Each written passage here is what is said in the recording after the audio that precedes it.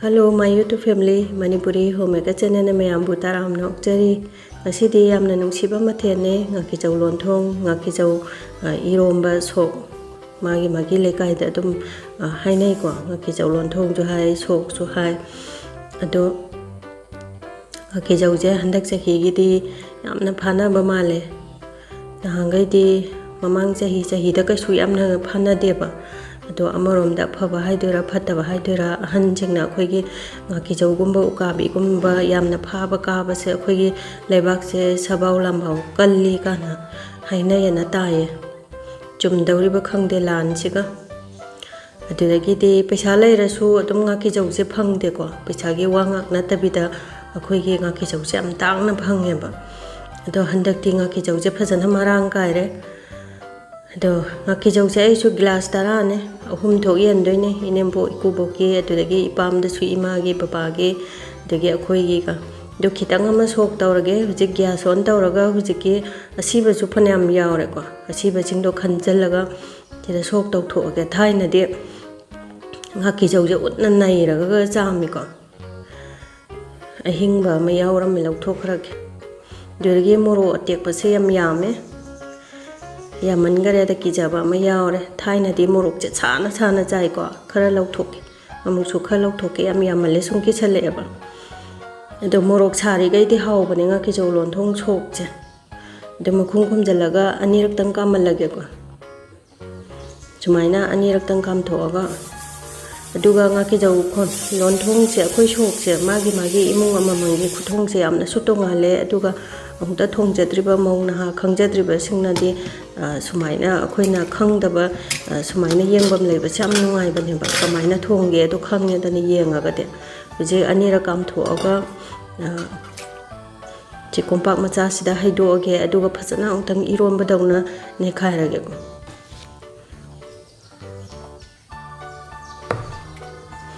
ado Ngakijou Lonthong ga aduragiti Ngakijou tawra chaba aduragiti mo Ngakijou ayaiba chogri thongbada thakpado adusu loina hawi ko Ngakijou je ado khwaidagi karamana pamjage comment da thambiramo aidi chogri thongbada thakpado ayaiba aduna yapna henna pamjai do khoigi nga se nga tanina ba sumaina phajana morok maku singje khandu aga ani ro humlak cham thoktoini pamui ba yamna khoigi nga gi machum do nga tanina tudagi de khoigi Ngakijou je yamdraga di alu ga je thaknai ko do ai gi de alu ba mata thaktre khoigi mi yamna chaba aduga Ngakijou se nga se kitang wat po raga di alu khara dum thakjan biyo sumaina irom bada hakjangi bada kai chumta tawda bane adum mahau do dum phajana lai bane ba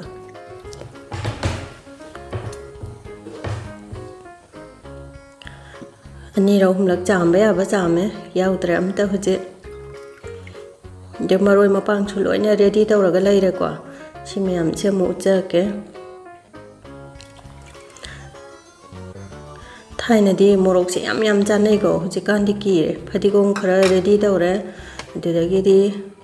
chanam asuba hi chanam asuba ne adudagi di singa suba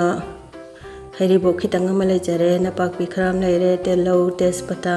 aduragi di awa phadigom samaroi kharam leire duna maroi mapang che loina suri gai hawi ko aduragi di ngahing chahing ju namdana ba phajana maroi mapang je phajana thakpi ba aduri thongba hora si ko myam gas on tawraga huje khang thangalage ado thau se koi gi nga thongba matam da di khoi gi hangam thau sina yamna mahau leibe hen bane ba duna mustard oil je khara heire mulle huje tespata ani tang yai chalage digi jira kitang ama spoon macha mangau sale dudagi di mithi kitang ama ngau changre ko aduga telo khara hapchale si haipetang ot ke khoi gi machu se kitang color se change taw kamda atai maroi mapang sing to hap ke ba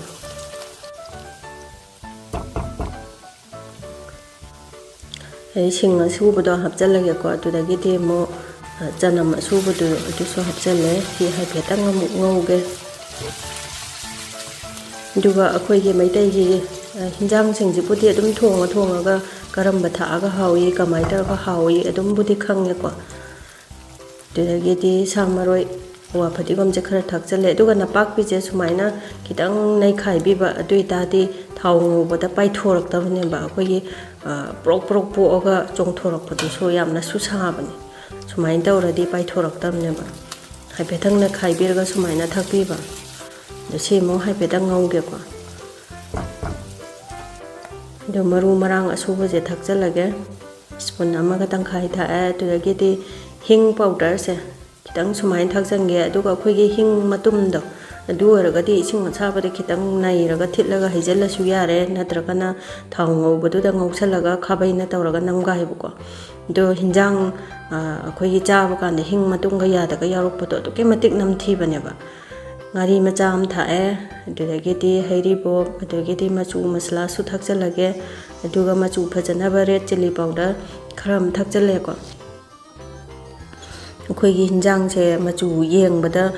machu phajabado aduna su yam haudong man baneba adugidi garam masala khitang thae garam masala se moi gidi yam thuna kasan baneba aduna sumaina ngau loram dai da thakpiba maroi se mulla abanina ngasagi ngakijou irolaga thambado haijalajiko phalawna haijalaga makha se ongtang okhai ge kasandana ba aduga khoige hujiki kompak macha do phajana tengjalaga mo haijandoine pamui ba nga tanina ado huji makhum khumjalaga chalawna saugalange ngatang aduna nga su mulle maroi mapang su mulle thongbada kai sudi koidabane मागी मरोय मपांगजे फजना थाकपिरगा तुम यामना हावबने ngakijou iromba अखोइगे सोकजेको the फजना छौरे होजे फजना उंतंग ओखाइगे मखादा सुकासनदनाबा सुमाइना minute मंगा तरुक सौलगेको फजना मरै मुन्ना दुदगिदि महीदु सुखितंग नंगजलंगनाबा दो यागदब चांगना थुमजे थाकचले महीदु सुख नंगजले अब minute मंगा तरुक लोलबनिना दो सुमाइना लोइसलकपगिदा अखोइगी गरम मसला नि खंगदे किचन किंग नि खंगदे खितंग चाइसनबदो यामना महाव लैबने दुदगिदि ngahing chahing su namba phaidana अखोइ nga thongba हाइबसु मक्तबु मनमजे खितंग कल्लेबा द हजे गरम मसला खितंग चाइसलगे दुगा फतिगोम थाकचलगा गैस से ऑफ तौरगा बाउल अमदा ट्रांसफर तौथोगे दो आइगे नुंगसिरबा व्यूअर सिंगना आइगे वीडियो से खितंग नुंगाइबा कानहबा फाउबिरगदि सब्सक्राइब तौबिद्रिबा सिंगना सब्सक्राइब तौसनबिरमो अदुदगिदि हाउदौबा मालगदि लाइक अमतंग सुनमबिरमो सपोर्ट तौबिबोइना अदुदगिदि सुमाइना